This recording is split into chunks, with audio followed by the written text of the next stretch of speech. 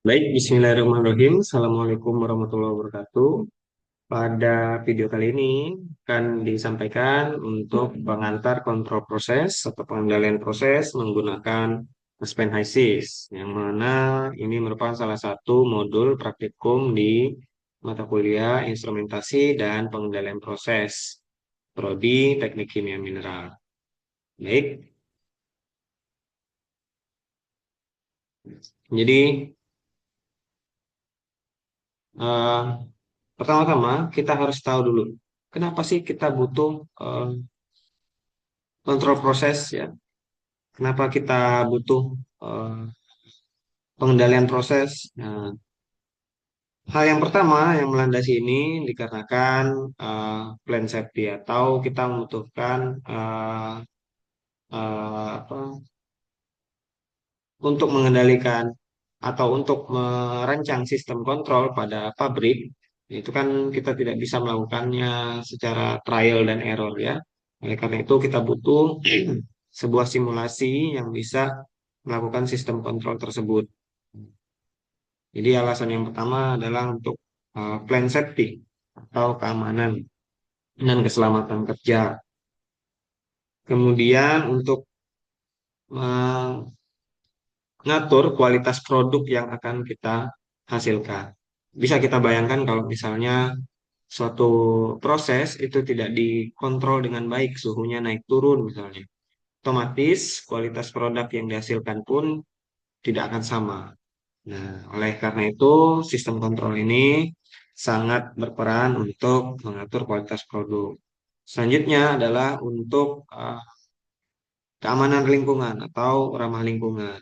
Ya, jadi kalau kita tidak melakukan sistem kontrol, otomatis proses yang kita lakukan itu mungkin akan boros, mungkin akan mengeluarkan limbah berlebih. Tidak ada kontrol yang dilakukan untuk mengatur proses yang terjadi di dalam pabrik. Kemudian yang terakhir adalah untuk efisiensi proses. Ini sudah jelas jika kita tidak menggunakan sistem kontrol, proses yang kita lakukan di pabrik itu harus kita kontrol manual atau misalnya tidak dikontrol sama sekali, otomatis prosesnya kan tidak akan efisien. Nah, kemudian eh, konsep dasar dari sistem kontrol itu sendiri adalah looping atau sebuah skema seperti ini. Jadi semisal kita punya proses. Proses ini boleh pabrik ya, reaktor misalnya. Nah, di dalam reaktor tersebut ada variabel yang bisa kita manipulasi. Misalnya berapa banyak steam yang masuk ya untuk mengatur suhunya, dan juga mungkin ada gangguan atau disturban. Gangguan ini seperti misalnya cuaca buruk ya, cuaca ekstrim. Ya, kita tahu sendiri peralatan kimia itu kan sering ditaruh di luar ruangan ya, dan otomatis jika cuacanya ekstrim dia akan mengganggu variabel proses yang ada di dalam proses itu sendiri. Nah, dari proses kemudian kita ukurlah sesuatu yang bisa kita ukur, misalnya variabel yang diukur itu adalah suhu, boleh juga tekanan, kemudian boleh juga pH, boleh juga rasio, kecepatan alir atau flow rate ya, dan lain sebagainya. Jadi kita harus mengukur yang terjadi pada proses. Nah, kemudian setelah diukur, hasil pengukuran tersebut akan dibandingkan dengan set point. Nah, dari sini kita tahu perbedaan antara set point yang kita tetapkan di awal dengan yang terbaca di proses. Nah, misalnya perbedaannya itu lumayan signifikan antara yang terbaca dengan set point. Set pointnya 50 derajat Celcius misalnya, yang terbacanya 80 derajat Celcius. Nah, otomatis informasi tersebut akan diteruskan ke controller untuk di apa? Untuk dikurangi error atau perbedaan antara eh, set point dengan yang variabel yang diukur. Nah, dengan begitu controller nanti akan memberikan perintah kepada variabel yang bisa kita manipulasi. Misalnya tadi pulp atau keran steam yang semulanya bukaannya tinggi atau besar, bukaannya ini diperkecil untuk supaya steamnya yang masuk ke dalam proses untuk pemanasan itu lebih sedikit. Jadi itu adalah looping dari sistem kontrol atau konsep dasar dari sistem kontrol. Kemudian, kenapa kita harus menggunakan Aspen HYSYS? Ya, jadi kita tahu bersama di mata kuliah komputasi atau simulasi proses, kita sudah belajar mensimulasikan proses menggunakan Aspen HYSYS, namun masih dalam keadaan steady state atau kondisi variabel dalam pabrik itu tidak berubah terhadap waktu. Nah, itu biasanya yang kita gunakan untuk desain awal. Nah, tapi untuk sistem kontrol ini kan dia berubah terus terhadap waktu ya. Jadi semula-mula mungkin eh, suhunya masih rendah, belum sampai set point, lama-kelamaan dia akan naik ya karena dikontrol tadi sampai mencapai set point.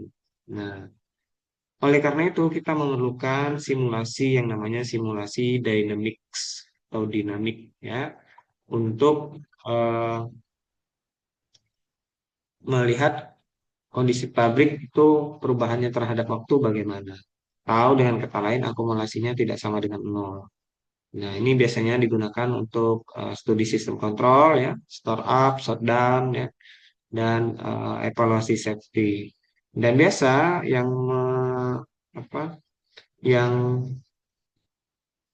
ciri-ciri yang paling terlihat antara perbedaan yang terlihat antara steady state dan juga dynamic itu adalah dari proses flow diagramnya. Eh, kalau steady state itu tidak terlihat adanya sistem kontrol di sini. Ya, dia hanya masuk keluar kemudian tidak ada pulp control ya. Beda dengan simulasi menggunakan dynamic. Kalau kita lihat di sini ada pulp control, kemudian ada controllernya ya dan lain sebagainya. Jadi lebih lengkap. Dan bisa kita katakan yang kita gambar pada Dynamics ini adalah PNID-nya atau Piping and Instrumentation Diagram-nya. Tuh. Jadi, bagaimana kita bisa melakukan simulasi secara dynamic di ISIS? Ada tiga eh, langkah utama. Yang pertama, kita harus selesaikan dulu simulasi steady state-nya terlebih dahulu. Ya, steady state dari prosesnya terlebih dahulu. Kemudian setelah itu kita harus melakukan sizing atau penentuan geometri atau dimensi dari semua unit proses operasi, misalnya tangki ya, kolom, separator, reaktor. Paling tidak kita harus menentukan volumenya. Karena ini volume ini mempengaruhi waktu responnya nanti. Nah, kemudian kita harus men-setting atau menyiapkan korelasi atau spesifikasi pressure flow atau PF. Jadi kita ketahui bersama yang kita atur ini kan kebanyakan adalah laju alir ya, laju alir menggunakan valve atau katup. Nah, oleh karena itu kita harus memberikan sebuah perintah atau sebuah aturan bahwa flow ini tidak berdiri sendiri. Dia pasti selalu dipengaruhi oleh pressure atau tekanan.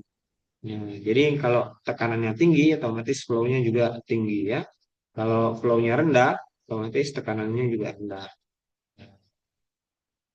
Itu kemudian setelah proses dynamic selesai dan kita sudah setting geometri ya, kita harus menambahkan controller. Nah, salah satu controller yang paling banyak digunakan di dalam pengendalian proses itu adalah PID. Nah, mungkin sudah dapat PID tadi di teori ya. Jadi pertama kita harus memilih blok PID controller ya, dari objek palet nanti. Kemudian menghubungkan ini ya dari objek palet dia di bagian dynamic and control. Di sini adalah PID controller.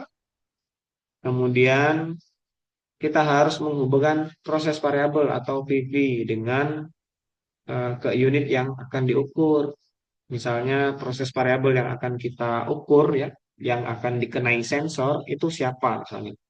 Misalnya mass flow di sini. Ya, jadi proses variabel atau VV-nya kita pilih mass flow, kemudian objeknya di mana, ya. Misalnya ini di stream feed atau stream umpan. Kemudian menghubungkan OP-nya atau output prosesnya ke kontrol pulp. Nah, ini. Jadi yang akan diatur itu adalah pulp 1 atau P1, yaitu variabelnya yang akan diatur adalah bukaannya, seberapa besar bukaan dari pulp tersebut. Kemudian menentukan parameter, ya, parameter dari kontrol itu sendiri. Di parameter ini kita menentukan aksinya, reverse atau direct, kemudian menentukan range, ya, apa, rentang dari VV-nya. Kemudian kita menentukan tuning atau pengaturan PID-nya. Kita tahu bersama bahwa PID itu ada KC, TI, dan TD, ya. Jadi kita akan lihat perbedaan. Ya, jadi di PID controller tadi sebenarnya PID controller ini yang kita atur adalah KC, TI, dan TD, ya. Di mana KC ini adalah kecepatan respon, ya, cepat atau tidaknya merespon. Kemudian TI, nilai TI ini adalah menghilangkan offset, ya, dari sisa kesalahan.